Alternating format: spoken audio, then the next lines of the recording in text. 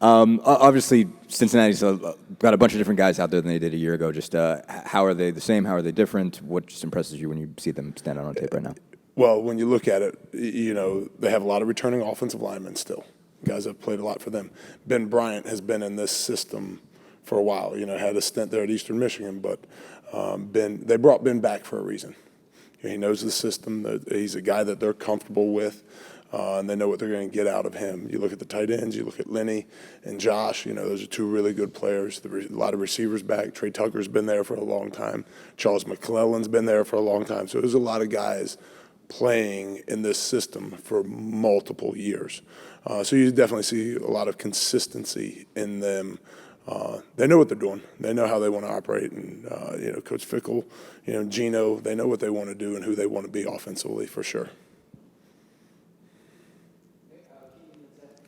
Kind of just elaborated on it there. Know a lot of names as you coached at Cincinnati. Sure. Does it make it different when you're watching film of guys that you've kind of coached up on the offensive side of the ball? Yeah, you do know them a little bit better, but you're also sitting here. I mean, that was 2019. We're sitting here. I stink at math. 3 years later, Lenny is a different player than he was 3 years ago. Josh is a different player than he was 3 years ago. Charles, coming up, he had an ACL when I was there. He was out for that season, really. You saw some of the things in spring ball of who he was. So you know him. I know who Dylan O'Quinn is. You know who those guys are. But there's still 3 years of maturation and development in those guys too. So and you can see that they've all gotten better. Again, they're good. That whole operation, they know what they're doing.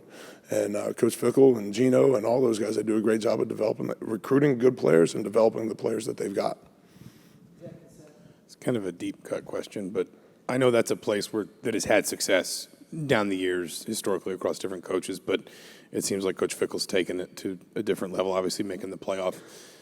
What works as somebody who was inside it for a year? Just what about the way he runs that program, builds that program, week to week, year to year works? And with a game like this, are you sometimes maybe preparing for culture a little bit as well as scheme in terms of saying, I know they've got some new faces, but here's what you can count on them to be?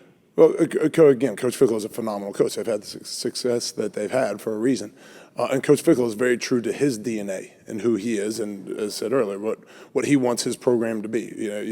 Every level, all phases of it, and he does a great job of setting the standards and expectations, and then holding people accountable to that. And again, that's in every layer, every realm of that. But he is very true to his DNA and what he believes in, works and runs effectively as a football program, and you see success of that. So he wants they say tough and nasty, right? Like they want to be that. They build that, they work that. That is part of their culture and DNA, and they are true to that.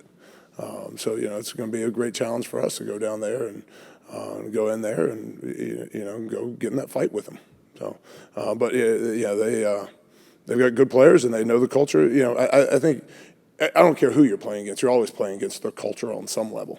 You really are. And what is their identity and what is their DNA, and you're matching up, scheme for scheme, but you're also not matching up those DNAs and those identities also. You could be playing.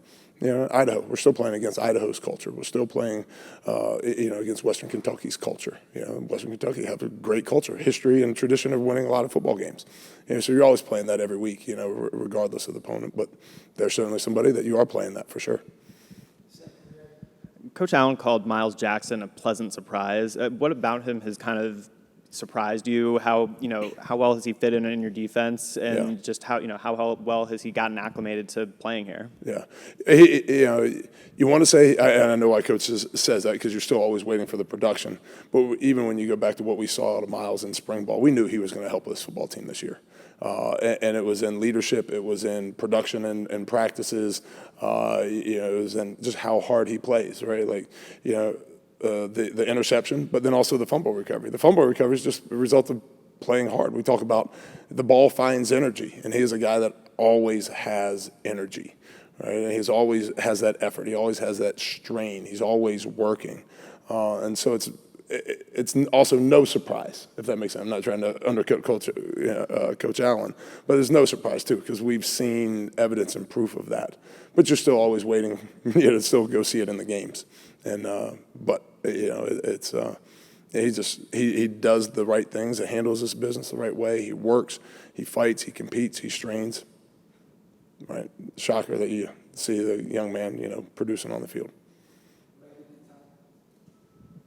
Hey, Coach, your thoughts. Jalen Williams, he gets the block on the field goal attempt. He downs the ball to 2. He's obviously playing DB for you guys. What stands out about him? Why is he a guy who can make different kinds of impact plays? Well, that's great question, because he does do a lot of different things. We put him in a lot of different roles because he's a smart football player.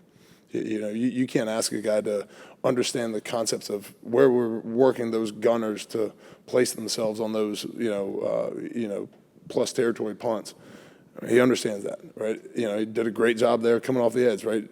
Just understood the snap counts, understood the cadence. Boom, got a great jump. Did a great job carving tight over the edge. Didn't round the edge at all. If he's a half step wider in his angle, doesn't get there. So it's just all around smart football player. Understands the game. He's been here for a long time.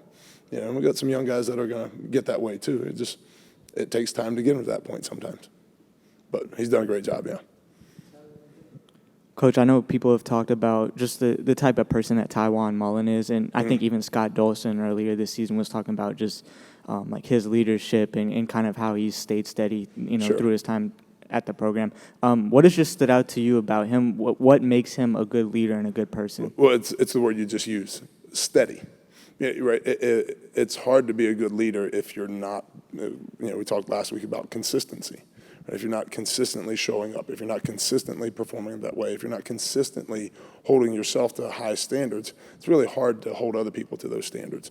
And that's what you see out of Tywan and his leadership, is just that steadiness, that consistency. He just shows up, keeps showing up, and keeps working. But he does have a great personality. He also has an infectious personality that makes it easy for him to speak up when he needs to speak up. He's not, Cam Jones, you see a little bit more of the emotion, the passion, right?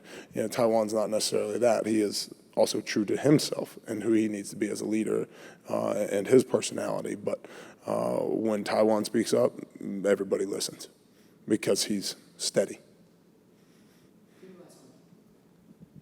Coach, Cincinnati has, for the last 2 years, been a second-half team. We watch them offensively. They really like to get after it in the second half on teams.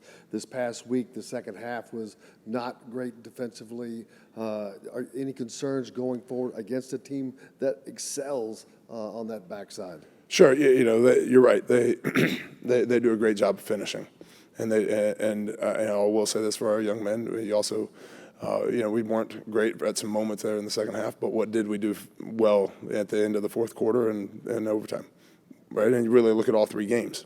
We have finished well in all 3 games at the end. When we needed to be at our best, we were at our best.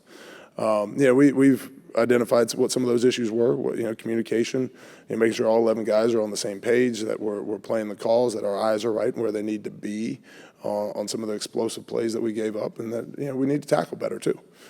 So we've already attacked those and started discussing those and having some conversations for practice plans for this week to fix those. But I know our young men, one of the great things about them is they've got heart, they've got fight, and they've got grit, and we'll go to battle with that every day. And again, I think you've seen that from our guys, how they've worked to fight and finish all 3 games so far this year. And we're gonna have to do it again on Saturday, because it's gonna be that type of game for sure.